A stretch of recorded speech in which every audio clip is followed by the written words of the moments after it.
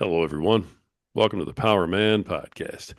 My name is Rory Paquette. I am your host. You guys know that already. I know. But I just like to remind myself of how grateful I am to be sitting in this chair. Folks, when we went to 5 days a week, you all just came out of the woodwork to support us. It was absolutely amazing. We went to 7 days a week about 2 weeks ago. You guys just jumped right off the cliff with us. You've been right there subscribing and liking and sending DMs. Remember that I do respond to all the DMs myself. So believe me, you're going to get a response to every single one of them. I promise. It's coming. If you don't have it yet, it's coming. So don't worry. And I just want to make sure I let you guys all know how grateful I am. If you're not out there doing what you're doing, I don't get to sit over here and do what I'm doing. So thank you very much from the bottom of my heart. If you're a friend of the program, and I know you are, you know what we have to do now. We got to pay a couple of bills. So let me take a sip of my preferred beverage from my, infamous IU cup. Man, good stuff. You guys all know what we're drinking. That's right. It's Freedom Hill Coffee at Freedom Hill Coffee on Instagram. Check them out. Look them up. Go see what they got. Deep, dark, rich, bold, and beautiful. Just like my wife. You guys, it is an absolutely fantastic place. It's a fantastic cup of joe. They do all the right things for all the right reasons, and they support veterans, which you all know is vitally important to us here at Power Man Podcast. And that's why we support them. All you folks out there, thank you for your service. We love you. Freedom Hill Coffee at Freedom Hill Coffee on Instagram. Go check them out. Tell them Power Man sent you. Let me get one more sip of this so I can keep up with this superstar I have across the table from me. Okay, and I'll be drinking that throughout. Here we go. Please welcome to the podcast, Dad of Disability and Disability Advocate, John Fela. John, how you doing, brother? Rory, I'm great, brother. Thanks for having me on. Yeah, thank you for being here today. We have a lot of stuff to get through and a lot of stuff to talk about today. Before we rock into all that, tell my listeners, who is John Fella? What are you about, and what brings you here today, man? Absolutely. Well, first of all, I jokingly refer to myself as the Swiss Army knife of disability advocacy because I do a little bit of everything. I start out with, first of all, fundamentally, I am a dad of disability. I have a 17-year-old son, Chris. He is autistic and also nonverbal, so he does not communicate verbally. He grew up I'm from the Chicago area. He grew up in the Chicago area. I'm actually divorced from his mom, so I'm also a product of divorce and now remarried, so I know that whole up and down. Hmm. He's currently at a residential facility and a therapeutic day school out in Wichita, Kansas. Reason for that is because his public high school here in the Chicago area just couldn't fit his needs anymore. So we decided to, and we were very much encouraged, let's say, to make a transition. And so we found a great school out there. And that's not a forever thing. That's just so he can finish up high school and then, he'll be back in a little bit. Um, but my story is really that of a dad who when my son got his diagnosis, and like most parents, and especially dads in my situation, I was lost, right? I was lost, confused, had a bunch of questions, didn't have a lot of answers, and also didn't have a lot of places to turn, right? And I very quickly learned how ill-equipped I was for parenting in this world, in this environment. But there were also a variety of other things that came up through my son's disability, with my marriage, with my role in the family. As a lot of parents of disability know, when disability comes in, it can very easily fracture a family or a marriage. I don't want to quote numbers because I know they change all the time, but essentially the divorce rate among families with disability is exponentially higher than the national average, and there's, good reasons for that. But I quickly learned that I didn't know what my role was. What was I supposed to do? My son's mom, who is still an excellent mom and always has been, really managed a lot of the stuff in terms of the care of the doctors, the therapists, the insurance, etc. Most men in my situation, they tend to, be the breadwinners, or when there's a disability or a diagnosis like this in the family, they throw themselves into their career more in order to cover all of these new things. Now, that's great.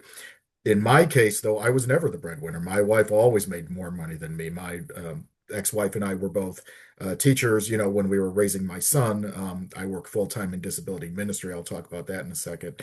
But the fact is that I never made all of the money in the house, and I certainly never made enough money to cover everything. So if I wasn't doing that, and if I wasn't doing all of these other things, what was I doing? What was my role? What was my purpose? And I very easily got lost in that. And we certainly went through some very deep, dark valleys, especially when he was young. And a lot of that really had to do with me trying to figure things out. But what I learned was I had to figure out what my gifting was, and I very quickly learned that, I was a people person, I was a networker, I could make relationships easily.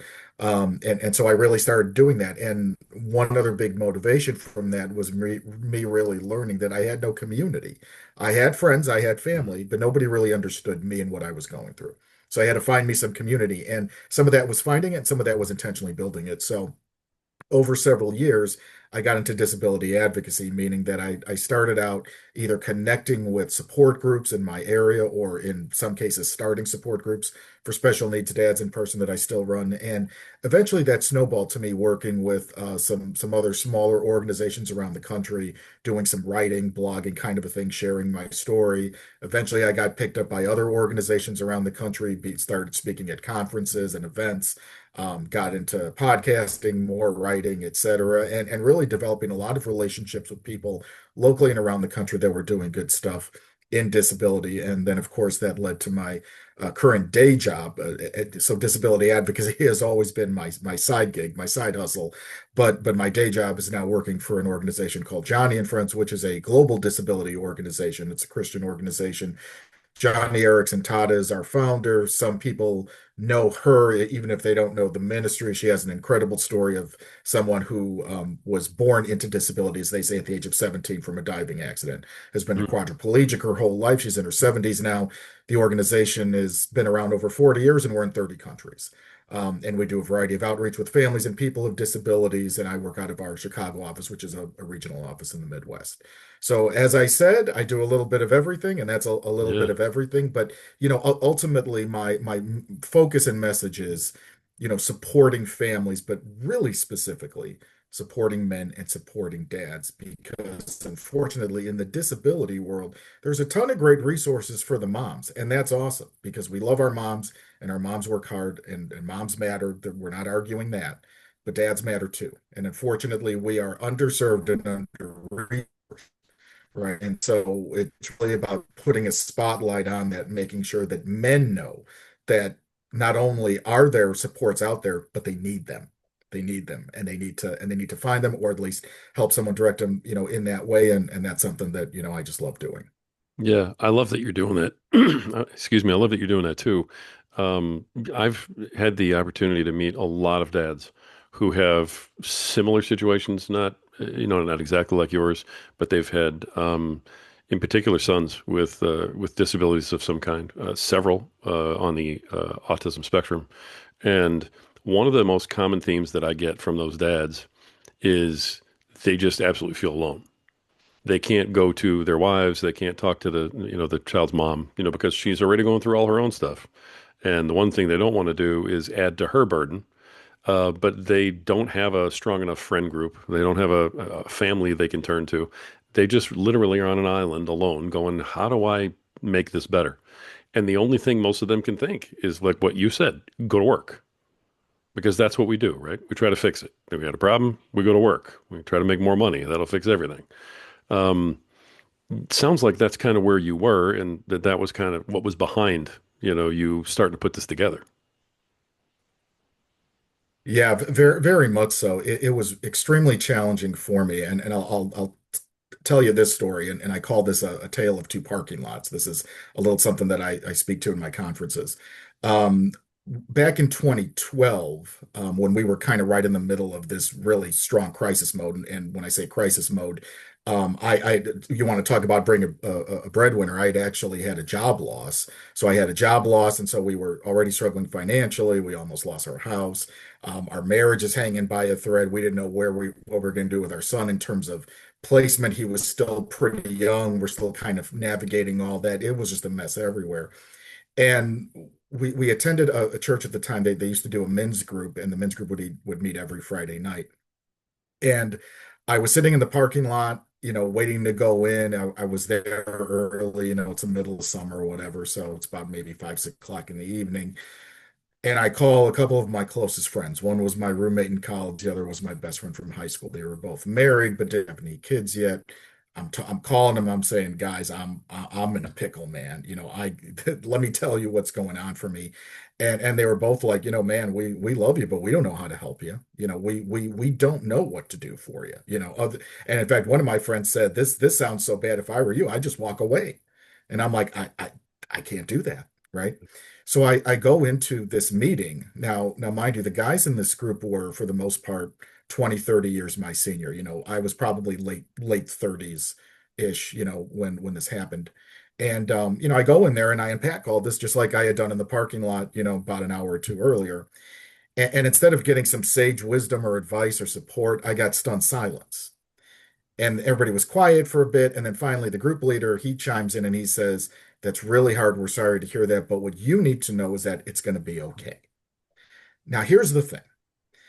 Do we know it's going to be okay? Well, I can tell you that having gone through my journey, yes, I believe it is going to be okay.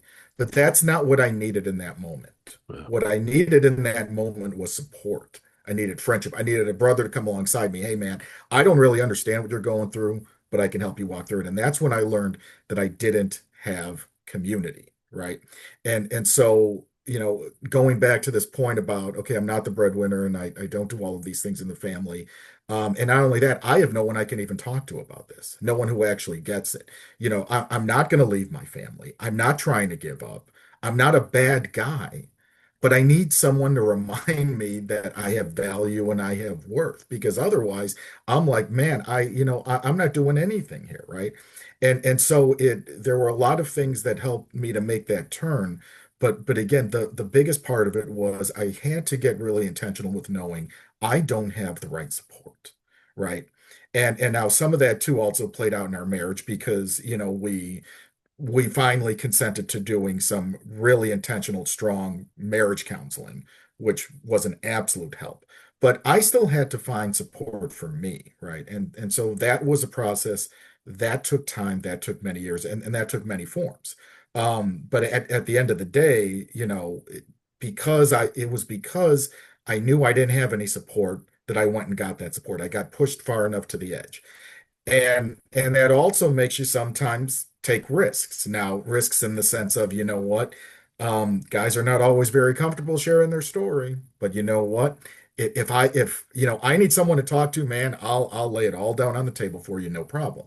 Right? Most guys are not as comfortable. And a lot of guys sometimes, as much as they may get pushed in their marriage or family situation with their kids, maybe they're just not ready to take that step yet, which I get, which is also why I always counsel guys, you know what? You don't have to start with a group. You don't have to start with, 20 guys. Start with one. Start with one.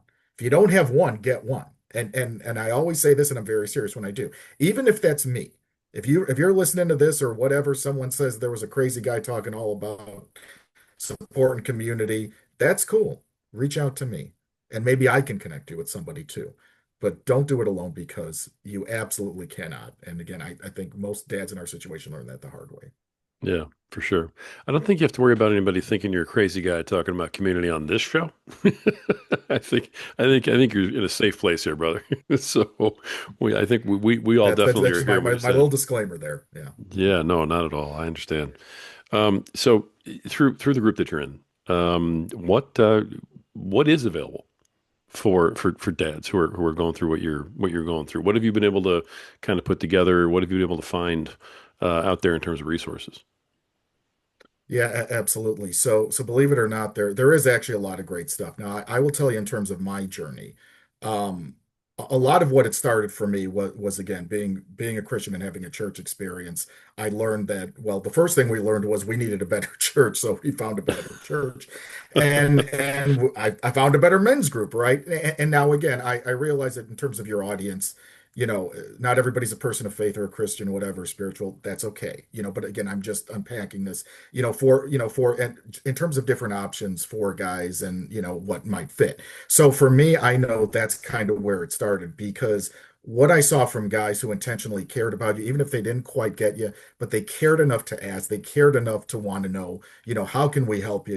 Can we pray for you or can we do this or that? Hey, wonderful. And then that allowed me to develop some really healthy, strong relationships, and I really benefited from that. Now, the next step for me then was, okay, I was searching out, support within the community. I started connecting with, of course, all of the families and the dads, that my son went to school with in terms of those families. I tried to start a dad support group, okay, locally in my area. And we still meet today. Now, I will tell you, when I first started this over 10 years ago, I got maybe 10 guys out the first time. The next time I got two. The next time I got nobody. So, okay, so we took a step back. I kind of restarted it a few years later. I started with another guy who was able to help kind of pull some more guys in, and we got it going, and we still meet to this day. So that's a small example of that. But then on a larger scale, there are organizations that do support dads in our situation. I'll mention a couple. One that I love and I always mention is Special Fathers Network. Now, Special Fathers Network is a national organization based in Chicago. The founder is a guy named David Hirsch. David is not a dad of special needs. He actually is a executive for a global financial firm, but he has always had a heart for dads, and he's done um, a lot of nonprofit work, and just a lot of, he started a lot of initiatives to really help dads. Yeah. And he kind of shifted the focus to special needs several years ago, seeing, that, this was a gap. There was a gap here in terms of resources and support for dads in our situation. Yeah. So the Special Fathers Network was created, and it does a variety of things. The biggest thing is that it has virtual support groups that meet weekly. There are several of them. I had been involved in one for a couple of years, and then, I just got pulled away because of other commitments. But, there's guys that meet from all around the country. So you can get connected with a group of guys that are from everywhere. You can actually get with a group that's local to your area. They do have in-person meetups depending on where in the country you are. But even if you're in a part of the country where there isn't an in-person meetup, you can find something virtually, and that's awesome. And here's the thing, going back to my other point about, okay, I'm not ready to be with a bunch of guys. That's okay. Guess what else they have? They have a mentoring program. You can get connected with one guy. There's a process. They match you with somebody in your area or similar background to your child, kind of a thing. So it's a little bit more of a common thing. And you can have a relationship that way. And there are a bunch of online resources. There's a YouTube channel. There's a virtual conference once a year. There's actually a big retreat we do yearly in the fall. So a lot of ways to get connected there, and also an awesome podcast. That podcast, no offense to anybody else in the podcasting world, but especially if you're a dad of disability, you got to check out Special Fathers Network podcast, Dad to Dad, because David has literally interviewed anybody in the disability world. So it's a really powerful list. But that's one example of a national organization. There's another organization called Rising Above Ministries, which I believe is in Kentucky.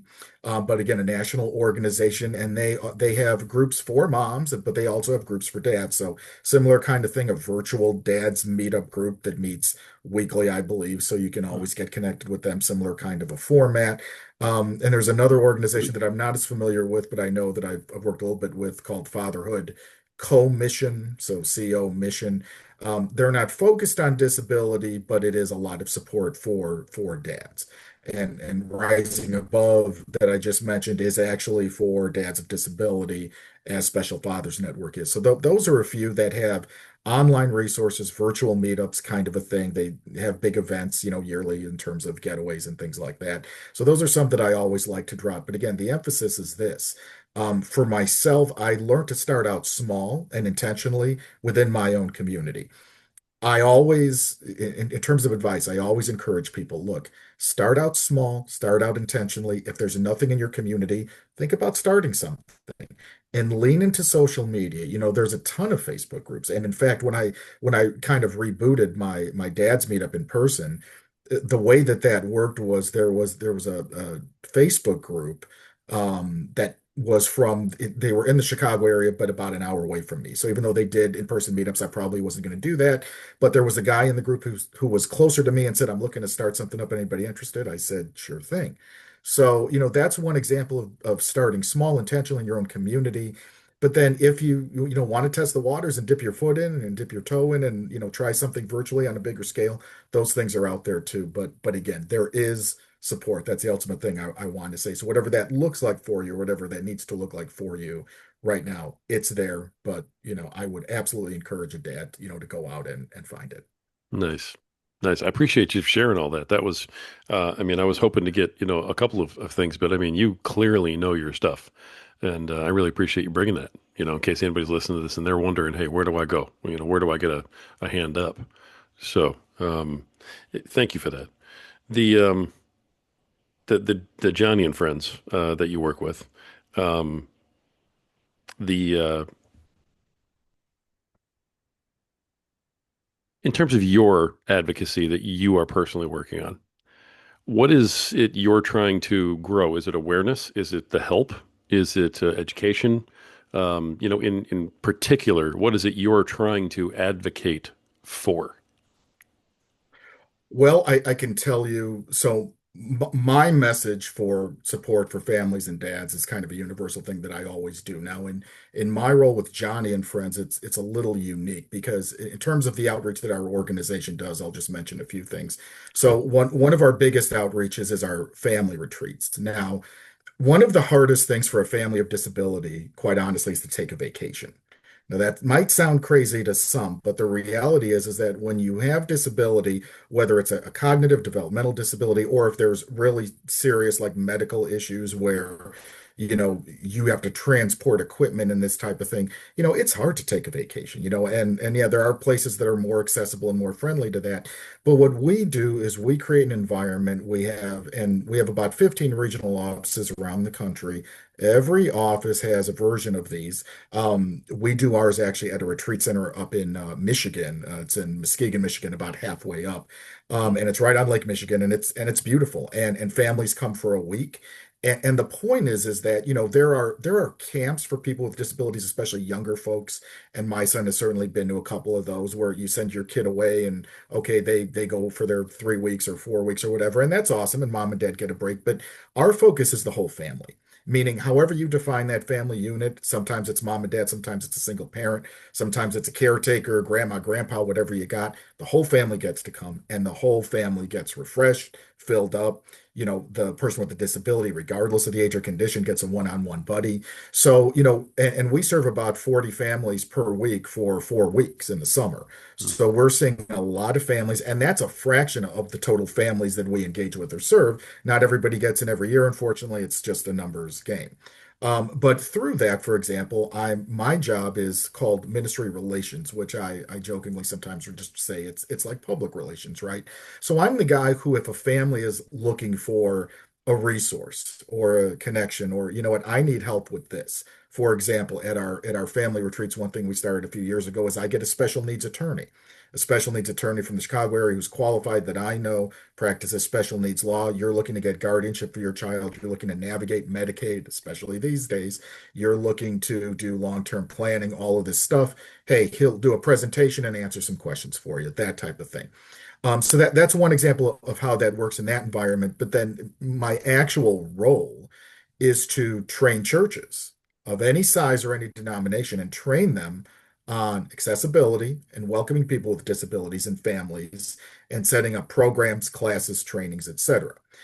There are multiple studies that have been done that show that it's only about 1 out of 10 churches that have any type of a program for disability. 9 out of 10 have nothing. There are actually mm. competing surveys that have basically both lined up those stats. So, we're talking about families who maybe want to belong to a church or a church community. Maybe it's something they grew up with, or they're new in town, and it's a way for them to engage locally and stuff. And unfortunately, a lot of churches just shut the door on them. Now, sometimes I don't want to, you know, assume that that's intentional in every case. In most cases, it's not. It just flat out comes from ignorance. But there are some churches, and these are the things we hear from our families who say, "Sorry, can't help you." Or in some cases, maybe we would prefer if you just don't come here, kind of a thing. We would, the church down the street can help you out, or maybe you can talk to somebody else. But the issue is awareness, right? And so what I do is I go into these environments. I talk to the leaders, talk to the staff, talk to the volunteers. We create programs. We create environments, whether it's a sensory room or a specific classroom environment, kind of a thing. And really just train the congregation. I actually just spoke this past Sunday at a small church in our area, and the pastor was basically like, you know what? we have some adults with disability in our church, and people are kind of weirded out by him. And he's like, "Can you talk to the whole church?" I'm like, "Well, I guess I can." So I got up there, and I was the guy giving the message that day, and I just spoke to everybody, and again, without judgment, just made it about awareness, and this is how you can engage these things, and here are some things to look for, and all that type of stuff. So we do that as a ministry across the country. Our office covers most of 5 states in the Midwest, and so again, any size church, any denomination, that's really my role. But then on top of that, what I bring, because of all of these other supports and all these other resources, I talk to the families, I talk to the dads, especially, whether it's at our retreats or whether it's at the churches or somebody calls or whatever. Okay, are you aware of these things? Are you getting support? Because our retreats, for example, I will tell you, are incredible environments because of the way these families are loved on, the mom groups and dad groups and siblings and everything. But it's like in these men's groups, they're definitely feeling a sense of belonging and brotherhood and fellowship. They're going to go back home and have nothing, right? And so that's where I remind them, like, guys, look, this is not a one and done. Don't just leave this week and figure, okay, well, that week was great. I can't wait until next year. Well, don't wait 51 more weeks until you actually get something. Like we can help you, right? Uh, And again, even if I can't help you directly, I can hopefully point you in a direction. But don't just go home thinking like, man, that week was awesome. Too bad I got to wait a whole year again to actually get someone to listen to me, right? right. So. I didn't realize it was so church centric, but I think that's fantastic. There's not those resources, unfortunately, in a lot of churches. I mean, at least where I live, I'm in Indiana, so I'm right next door to you. But we don't have those types of things there either. In terms of your advocacy with these churches, it sounds like you're trying to open the door to the conversation about what they don't have, and then teach them how to start that type of a program. Am I getting that right? And if not, please correct me and let me know kind of what your role is with getting the churches more involved. So I will tell you that one of the things when a church either approaches us and says we're looking to get some resources or help or training, whatever, what I remind every church of is this. Um, every church is different. I do not sell, and I have to be very direct with them about this because sometimes they make these assumptions. I don't sell anything. I literally, I'm paid by the ministry. You don't pay me anything. This is just my job to go help you. But it's going to look different for every environment. So I need to understand your church. I need to understand your community. Who do you serve? Who are you looking to serve with disability? What does that look like? Some churches have, giant spaces and, they can, fill it up with whatever they want. There are some churches, and especially, I'm outside of the Chicago area. I work with some of these city churches in these urban environments, and they're basically, smaller than my house, so it's like, you have to remind them that ultimately I can help you to create a program. I can help you to create a sensory room. I can help you with curriculum for Sunday school or whatever you need. But ultimately, what we need to work on is your awareness and acceptance of these people and these families that are coming to your door, right? At the end of the day, we just want to be welcomed, right? You don't have to have all the resources. You don't have to have all the bells and whistles. You don't have to put on a dog and pony show, but let me know that you want us here. Let me and my family know we're welcome, that you'll make a space for us. My son, now again, he's away now, so he's really not part of a church. But when he was here and with us growing up, he's been to like 5 different churches in his life, and that's not necessarily by choice. That's because 5 different churches didn't necessarily give him what he needed. Now, the last church we went to, that was a really good fit, and it's not to say some weren't good, but they were good for a season, and then unfortunately they just didn't have what he needed, right? But they loved him, they loved him and they loved us. And at the end of the day, that's what we're really going for, because you can create programs in classrooms, but the reminder to churches also too, especially with this mindset of, we refer to it as caring, but it can almost bleed into a term called ableism, which is, these people with disabilities, these kids with disabilities, we just have to take care of them. We just have to give them something, and let's put them in that room over there and then they'll be all set. And they forget that people with disabilities, especially adults who have gifts and skills and talents like anyone else, right? And depending on their level and their capability or ability, they want to give back too. They want to volunteer too. They want to be seen too. So it's not about locking someone in a room because you say, well, you've got a place, but it's in that room and we're going to close the door and forget you're there. It's let's make sure that everybody feels welcome. right? And so what we really stress, and this is where I get into a little bit of the geek out on the language a little bit because I have a teaching background. Everybody says we want our environments to be more inclusive. That's great. That's great. Here's the thing about inclusion, though. Inclusion says you have a place, and it's just like what I described. That place is in that room where we're going to close the door and nobody will know you're there. You have a place, but it's in that room, as opposed to we want acceptance. We want co-laboring. We want you to be an integral part of the church, part of the DNA and fabric of it. How do we get there? That's culture change, right? And that takes Yeah. time. So we can help you do the nuts and bolts. We really want you to catch a vision, though, of what it really should be and needs to be. And ultimately, an organization like mine, I always joke the whole reason why we exist is so someday we don't have to, meaning we shouldn't have to fill in the gaps for the church to do what the church would be doing already anyway. Right. So Right. So I mean that's really it. You're just looking to have these families welcomed into the church. I mean, that is that pretty much the end game?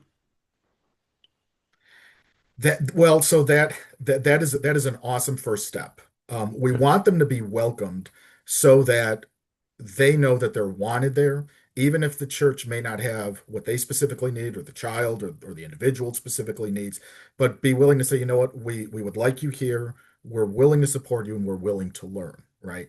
And then we have to take that from a place of welcoming to a place of, you know what, you're a family like anybody else. You're a person like anybody else here. We're not going to treat you with kid gloves. We're not going to say, okay, you only belong in this room or this part of the building. You know what? You're part of the church, right? And so this is also where, we talk about, we have a tool we use called stages of culture change, meaning there are five distinct levels of culture change in a church environment and community that they go through. And it really starts out with just unawareness, and some people term it ignorance, but it comes from a place of, what, we may have never experienced this or encountered this. And so it's not an intentional slam on anybody. It really is just, look, we don't know. But you have to know that you don't know. And then we move on to a stage of evaluation and education, and then starting to create something. But then even when you have those supports in place, it doesn't stop, because again, until everybody feels like an integral part of that church and of that community, the work's not done, right? And Right. even then, like any other ministry or program or whatever you have, there's always room for growth. There's always room to make things better. Interesting. Okay. All right. What you're going on podcasts, you're doing, kind of a tour, you're trying to raise awareness of certainly. What can folks, like say my listeners, say they're motivated by this and they say, "Hey, I really want to help out. I want to do something." What can they do to help that cause short of, taking a ride with you in the car over to that church to talk about, acceptance? Yeah. So the basic life advice I give to anybody is that, what keeps me up at night is the fact that my son is an only child. And I usually unpack this when I talk to churches. My son's an only child. He has no friends because of his disability. He has his friends at school or whatever, when he goes to activities, but that's like saying I have friends at work, right? Are they really your friends, or are they your work acquaintances? Okay, I might Right. eat lunch with you, but we're not BFFs or anything. So he doesn't really have a social group, and he has no siblings, and normally siblings are the ones that kind of support that, especially as folks get older. I'm an only child. His mom is an only child, regardless of extended relatives or whatever. At some point in my son's life, he's not going to have anybody, right? Who's going to be his community? Who are going to be the people that visit him or say happy birthday or Merry Christmas or I love you, whatever, right? Who will that be? That can be the church if community is present and intentional, right? And so, what I'd like people to know is, you know, personally, I do the stuff I do because when my time comes and I check out of this mortal coil, I need to know that I left the world a better place for him. I need to know it's a kinder place. I need to know that it's a place where people show much more empathy than maybe they're used to. Mm. Do people see my son, right? That's the biggest concern. Yeah, there are financial things and legal things, and of course we're taking care of all that. But at the end of the day, my heart breaks because, I often wonder if anybody is even just going to show up to his door, wherever, whatever that door is in his life, when he's that age when everybody's gone. Right. And so this is what I encourage people to do is Mm, just be kind, right? I mean, we can say it in a variety of contexts. Boy, wouldn't the world be better if everybody was just a little nicer? Well, that's a fact. But see, with families like ours, remember, we still get even people that might call themselves good and no judgment, but and it's just like the church conversation. You have a child with a disability and they're making noise in the middle of whatever. It's not like you're not going to get heads turning and eyes staring at you, just like at the grocery store or the restaurant or wherever you are. yeah, As opposed to, you know what? That's just him or that's just whoever, right? And you know what? Maybe we don't understand. You know what? Maybe instead of looking upon someone with judgment, let's go up and say hi. Let's maybe ask him a question. How are you doing today? Do you need anything? Can I help you? Right?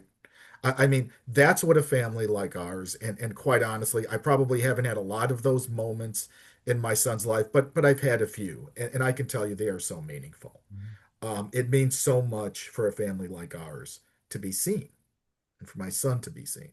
yeah. So that's kind of my, just, boilerplate advice is, you know what, if everybody was just a little nicer, how far would that go in this world, Yeah. I mean, that's an absolutely wonderful thought and definitely something worth pursuing. So, again, I applaud you for what you're doing. When you're out and you're working advocacy and you're talking to churches in particular, are you having any conversations about the issue with the men's groups with these churches? I'm just curious. So that will come up. Mhm. Usually it comes up in terms of resources for parents in general. Now, what I will tell you is one of the things that a lot of churches lack, even the ones that do disability ministry well, is they lack specifically parent groups for disability, right? Mhm. And I will tell you, having belonged to some, and at one point, my son's mom, my ex-wife, when we were married, we actually at the church we attended, we had actually started one for the families of disability. But it's challenging because you really need the church to kind of step up and support you in that area. When we had done the small group, where we struggled was the fact that we did it in our home, which was fine. But the fact is that our home wasn't big enough to accommodate families and their kids. It was really, we just had enough space for the parents, and we didn't have a separate space for the kids. And unfortunately, the church at the time said, sorry, we're not going to let you use our space for this. So you can do the group if you want, but then you got to figure out the rest. Well, we didn't have space for the kids. And in cases like families, with disability, it's not as easy to get a babysitter, at least not a qualified babysitter to work with your child based on their need. So a lot of families just straight up couldn't show or didn't show, which was a shame. So, it's things like that. It's where the parent groups don't exist, or maybe they exist, or maybe someone has a desire to do them, but then there isn't support from the larger church community or congregation to make sure that that gets off the ground and that's supported. And then even more specifically, very rarely do I see, a specific men's group for disability. You may see men's groups, which is fine. I got no problem with that. But I mean, a support group for dads of disability, that's virtually non-existent, at least in that context. So I mean, the parent groups are fine, but very few churches even have those, as much as they're needed, but then even less to almost zero, I would say, have anything just for dads in that way. Sure. Yeah, I can see how it's kind of a niche, almost because it's not just the disability and that it's being a dad and so on. So, I get you're kind of niching down into who it is you're talking about. Um, so, man, where, honestly, John, where do you see this going? I mean, you do this for a living. What kind of response do you get? What sort of feedback is there? Is it an encouraging thing where you feel like, hey, we're building, or do you feel like you're beating your head against the wall sometimes? I would tell you it's a little bit of both. So here's the issue. And this is also what I tell churches all the time when I talk to them. The disability population is growing in number and it's growing older. People are growing older, healthcare is better, medicine is better, science is better. That's all great. But what it means is that, you're seeing the population. I mean, right now, disability identifies, according to the World Health Organization, as the number one minority in the world, people with disabilities. It's 1 billion.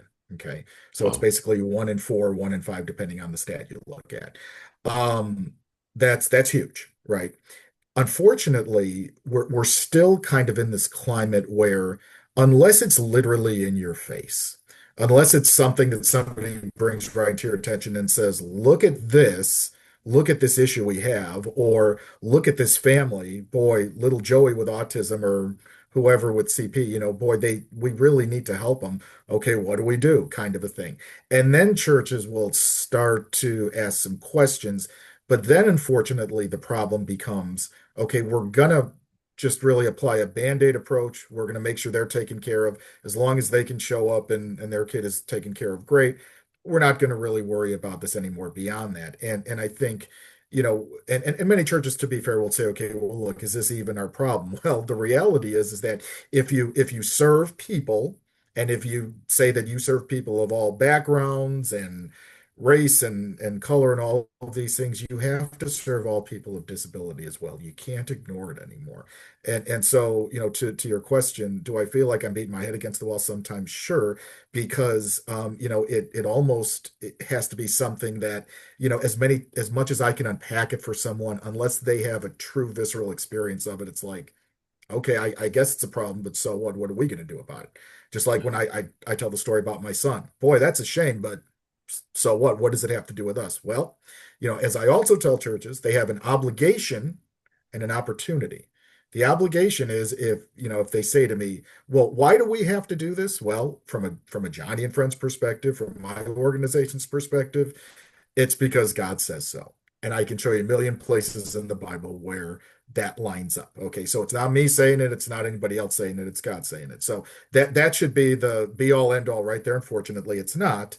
Right. But then I lean into that opportunity piece, which is, do you understand that by inviting a family like this in, a family like mine, there are things that maybe you don't expect, right? Because, I tell people all the time, they're so focused on the person with the disability, but they're not understanding, hey, we're welcoming a whole new family in here. Boy, isn't that great? Isn't that great? We have this family, and you know what?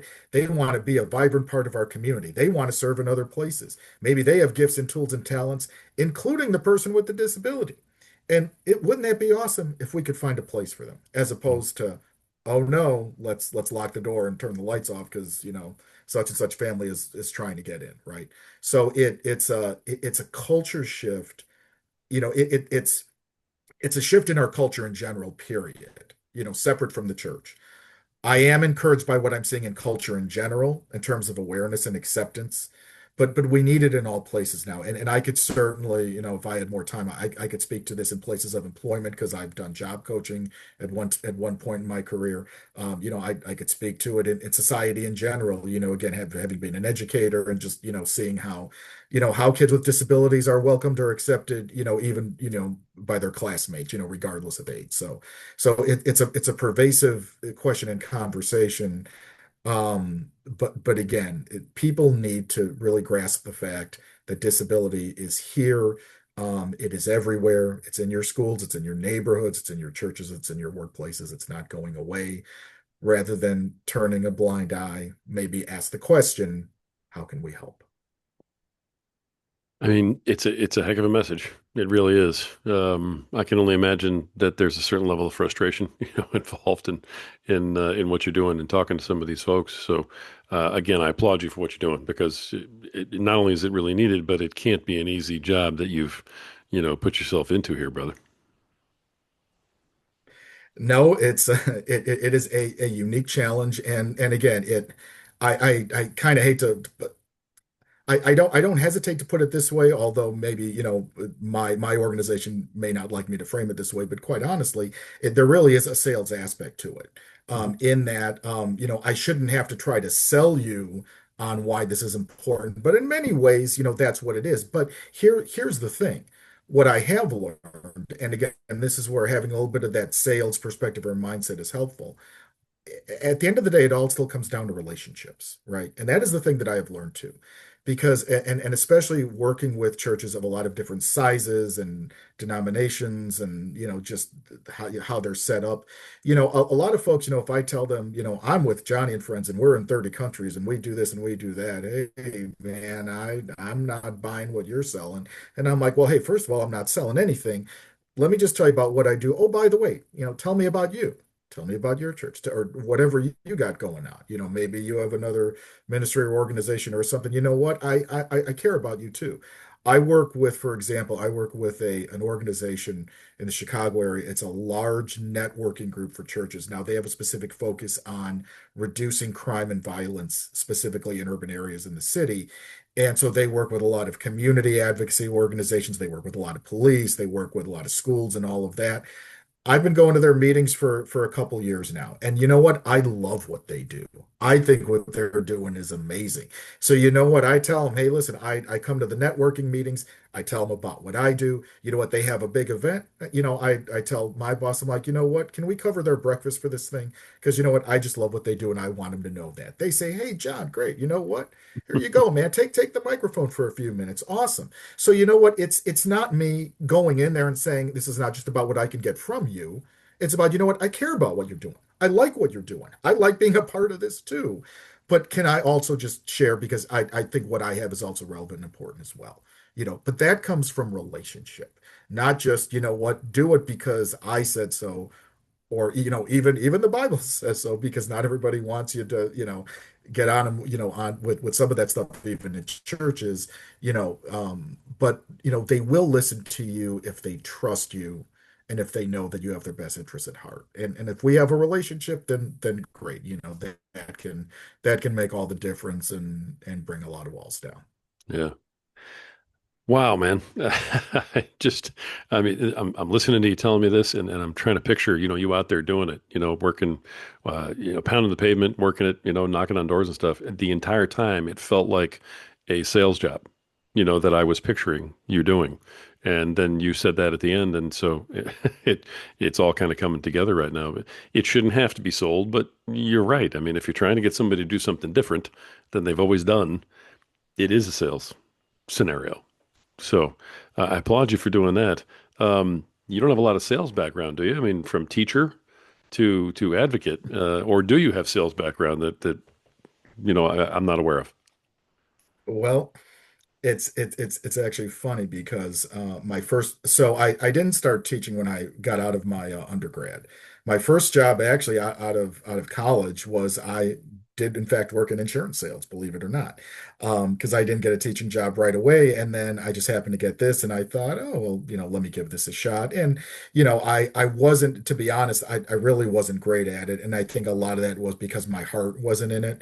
Uh, Even though a lot of people said, "Wow, you've got some good skills or whatever," but I just wasn't successful. But I did take a lot from those experiences and the things I learned. And again, it really goes back to human nature, right? I'm not a con artist. I'm not trying to put one over on you, but you know what? Let's see if we can have a dialogue. Right. And at the end of the day, that's what it is. So having some of that, in sprinkles and also knowing a lot of people in those worlds, and to be honest with you, I have met guys and know guys that, quite honestly have that sales gene way better than I do. And I'm amazed when I've seen them kind of out in public and just how they interact with people. I'm like, man, I want to be like you, man. So, but it's also a reminder of, what, I'm not going to do it the way my buddy does it or this other guy does it. And I don't have to, right? I just have to do me. So, I show up, in the way that I do. I'm honest, I'm genuine, I'm transparent. Hey, this is who I am. This is what I'm about. I got no problem sharing anything with you. I won't beat you over the head with anything, but you know what? Let's see if we can have a dialogue. Let's see if we can have some common ground here. nice. I'm curious. Do you? I know you're doing this in large part because of your son and what you've been through there, uh, quite obviously inappropriately. But do you feel called to do this in some capacity, or do you feel like this is, this step at this point in time that's leading you to something different? Well, I will tell you this. If my son did not have a disability, there's no way I would probably be where I am right now. Not at all. Because even as a teacher, I really wasn't even called to do special ed. which is actually kind of funny because my last job at the last school I worked at before I got into my current role, I actually was a special ed teacher, go figure. Mm, But the fact is that it wasn't even something that I had an awareness. I certainly saw it in the schools I was in. I certainly knew what it was. And I understood, special ed and how it worked. But at the end of the day, it was not a calling at all. So in many ways, my son's disability, yeah, really did push me and motivate me into this. But what I also see is kind of a clear trajectory because I understand now, and again, this is where my faith does come in majorly in terms of how it plays out. And again, for a person who, is coming from a different perspective, I think they can still appreciate my story because the fact is that I went through many deep, dark valleys, struggling as a man, as a mm, husband, as a father, figuring out what I needed to just get to the next day and having those experiences and then learning how to work my way out of it, but also getting support and learning from some incredible people. And this is where I'm also very blessed is that, this work has led me to relationships with, quite honestly, some celebrities, in fact, some local, some bigger than that, and again, there's a one local celebrity here in Chicago that in fact I've got a pretty good relationship with. But it's the fact that you go through these experiences and then you see the value in it, in hindsight, because then you say, wow, there is no way that I would even know about this world had I not had to walk through that. And my point too, mentioning just rubbing elbows with some people is, you know what? The blessing is that there are so many wonderful people, famous or not, there are so many wonderful friendships, relationships, families I've made. I never would have made, right? So many wonderful experiences with those people. Never would have had any of that if I didn't go down this road. And so for me, it's the understanding that this is not what I chose, but I did choose to engage it when it was there, when it was put in front of me. I didn't turn tail and run. I didn't say, "Forget this, man. I'm out of here." I said, "You know what? This is mine. This is my son. This is my family. I'm going to pick it up, and I'm going to pick up the ball and run with it, and we'll see how it plays out." And again, the other thing that I also remind people of too is I was able to get out of that deep, dark place years ago, but you know what? I still wound up getting divorced, right? And that wasn't by choice. Um, so again, you get out of one valley, that doesn't mean there's not another one coming. But the lesson I learned, and I'm going to go really quickly back to, in the beginning of the conversation when I talked about a tale of two parking lots. yeah. There's another parking lot in that story. So that parking lot incident happened in 2019. It was Black Friday, the day after Thanksgiving. Can't make that up. Um, I was at home. My then wife, my son's mom was out and I assumed running errands or something. We never really got into all the shopping craziness or whatever. She came home. My son was with a family friend that day. And out of the blue, I just got handed divorce papers. Mm, And we weren't fighting and there were no problems and there was nothing going on. Just, I don't love you anymore. Here you go. And so oof, I was thrown obviously into this, storm of emotion and what now and what do I do? I got in the car and I drove. And I just drove to the nearest kind of big box store, retail area, sat in the car. Okay, now what? Unlike 7 years earlier, when I sat in that car wondering, who am I going to call? Now I had a million people to call. And in fact, the first guy that I called was a guy that I met. He was a special needs attorney. I'm still friends with him. Special needs attorney, also a divorced dad, also a dad of disability. He was the first guy I called. And he really framed it for me, set me straight. He was definitely kind of uncomfortably direct, but he basically told me, this is what you have to do. I get it. It sucks, but this is what you have to do to protect yourself and your son. And so he gave me some advice. I reached out to other special need dads, friends that were divorced, some of my other close friends, disability or not. I had a bunch of people locally and around the country I started reaching out to. And I have to say this, looking back at it now, I'm blown away by the support that actually showed up. because in the moment I was just so caught up in the emotions. It's like, I'm just going day to day. But now when I Yeah. really reflect on it, I'm like, wow, people showed up. But that's because I intentionally took the time to make those relationships, build that community. And again, going back to my other point about working with the churches and the relationship piece means, you know what, I care about you too. If I have something that can help you, let me give that to you. Let me be the guy who you can call, right? When you need that. Because there are so many guys out there who are legitimately hurting. My voice is cracking here a little bit. Sorry. It's all right. But it's that important. And it means that much to me. That if I could be the guy that I needed back then to just say, hey, let me help you.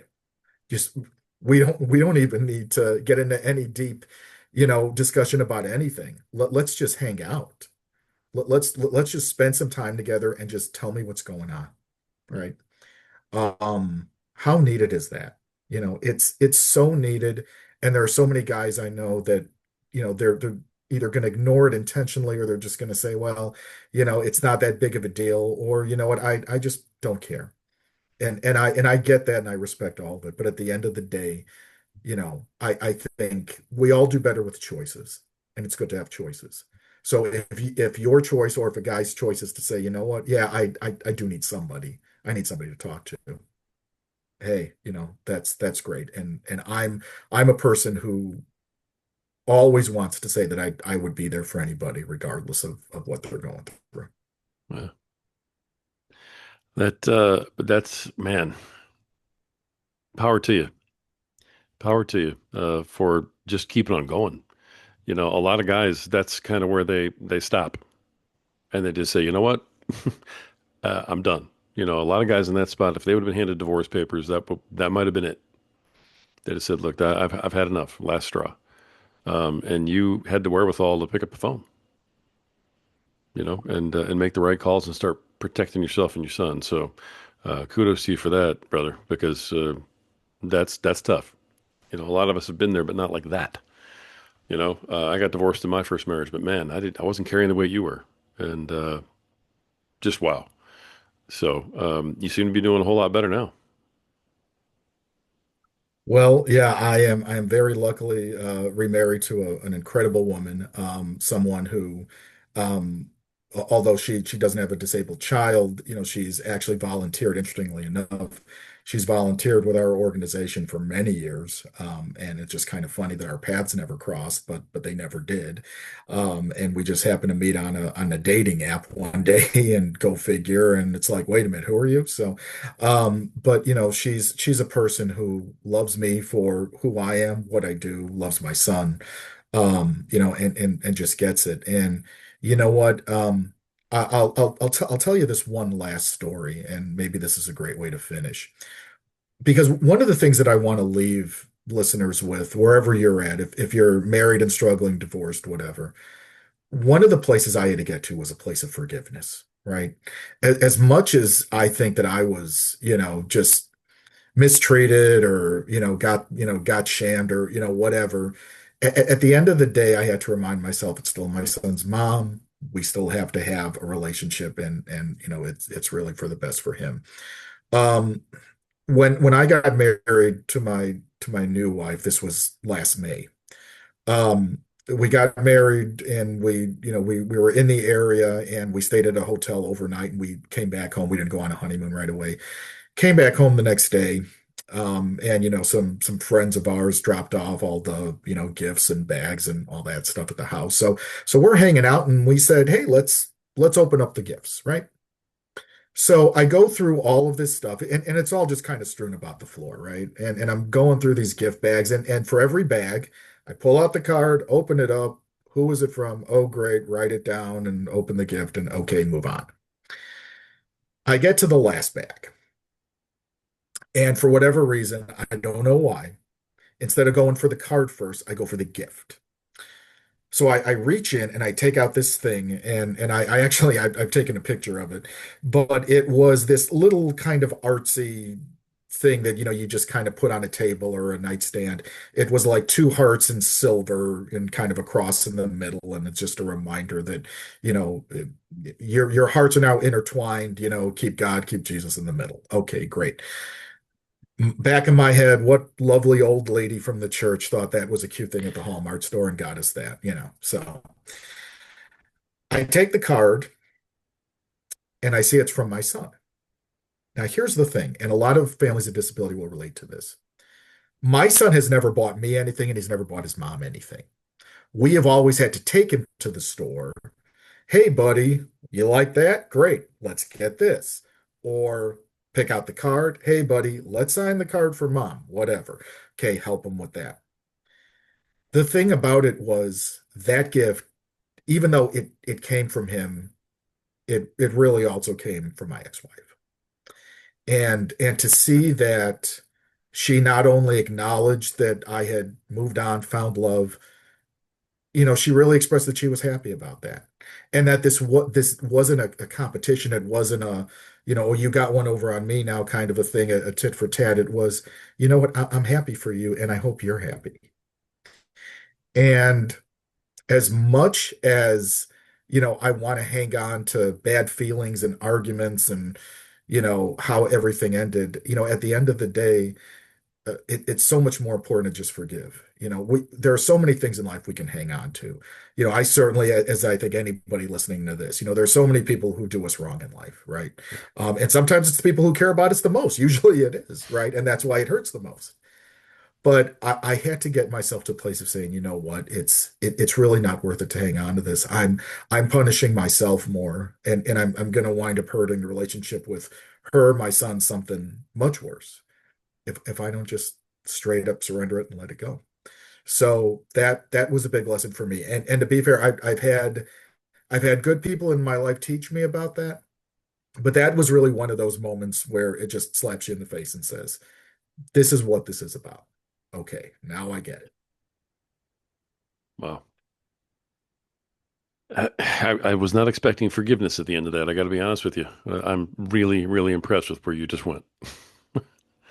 That was really something. Well, and it wasn't. I want to really be very transparent about this. That was not a process that happened overnight, right? I mean, I can tell you that there were a lot of things that happened during our separation and divorce that I could still hang on to.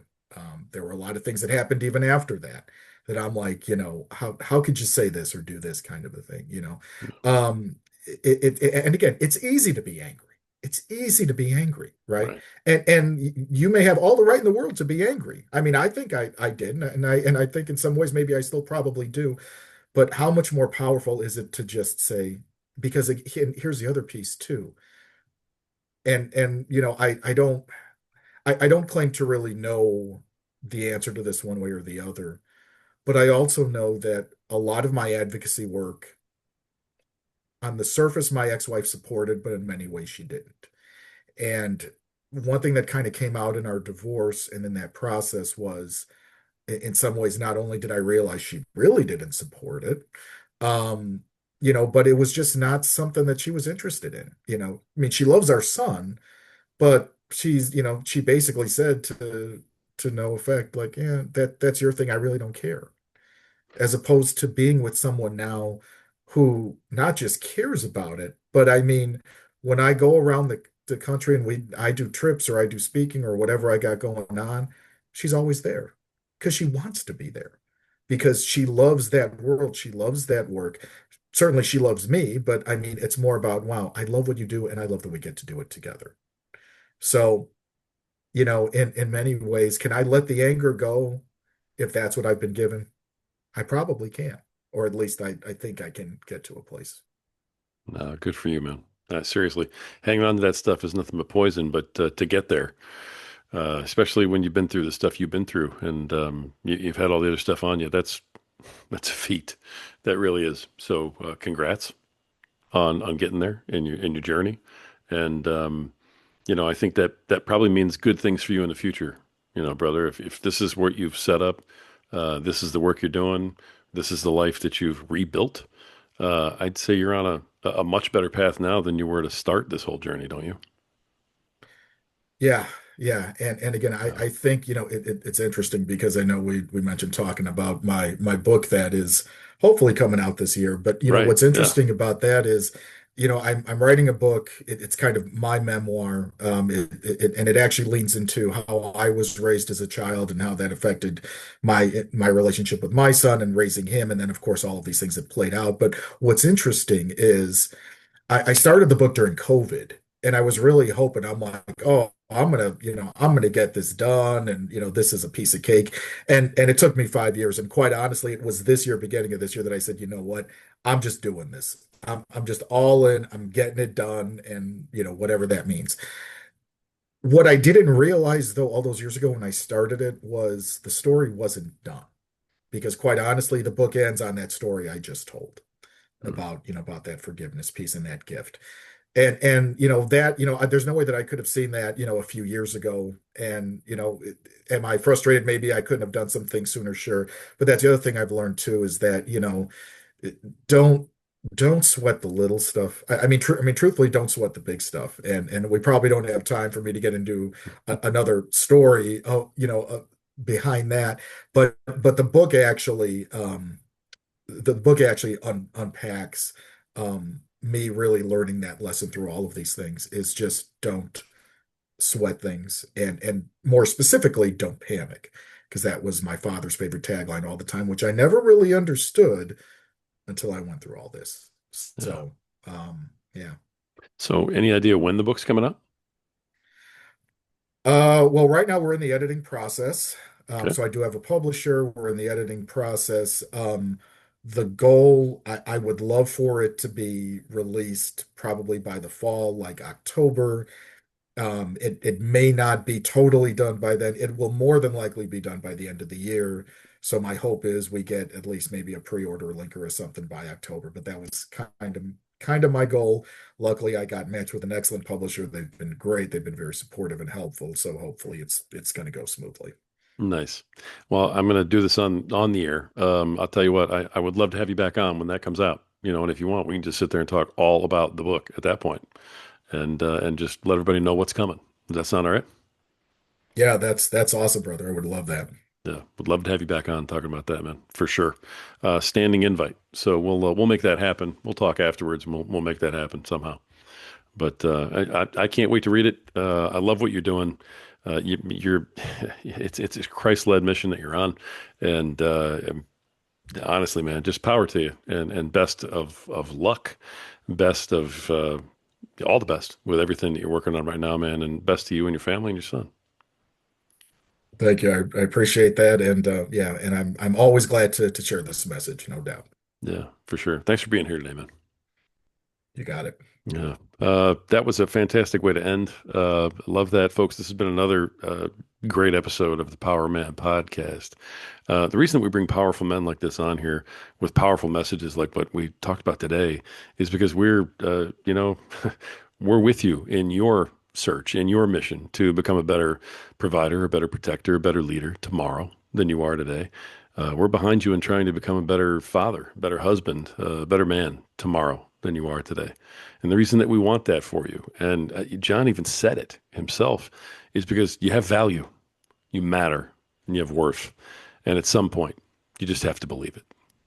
Until next time.